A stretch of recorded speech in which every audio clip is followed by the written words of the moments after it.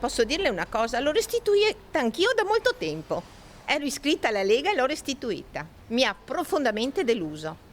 Quindi uno deve essere coerente, dice. Secondo me sì, bisogna essere coerenti, con il culo su tante sedie non si sta, perché alla fine si fa col culo per terra. E mi fa piacere che anche il sindaco si sia reso conto, perché io l'ho votato questo sindaco, sono stata una di quelle che l'ha votato, però non si può. Si vede che non è della linea di Salvini, si vede. Lui è un'altra Lega, sarà una Liga Veneta, vera no?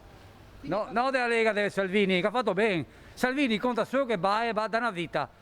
E se ora che basta, no. A Mogliano i cittadini sembrano stare dalla parte del loro sindaco più che di un partito che sembra aver perso aderenza con il territorio. Questa è la critica generalizzata alla Lega nel giorno in cui si commenta la mossa shock di mezza giunta, ammutinamento che fa discutere anche a livello nazionale con i partiti in attesa dell'esito dei ballottaggi, quanto un primo cittadino, dicono un po' tutti, si giudica più sui temi concreti. Penso che il sindaco Bortolato per me è stato eccezionale.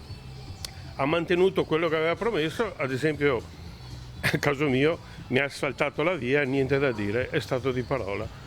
Grande Bortolato. Avrà avuto i suoi buoni motivi, si vede che non l'aveva supportato e probabilmente ha deciso così.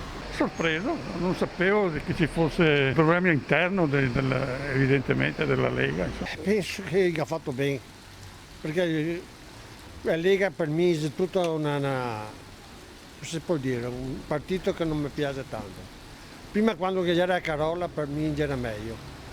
E anche quello lì doveva essere più leali, cominciando dal signor Salvini che non si pone ancora a fare qualcosa.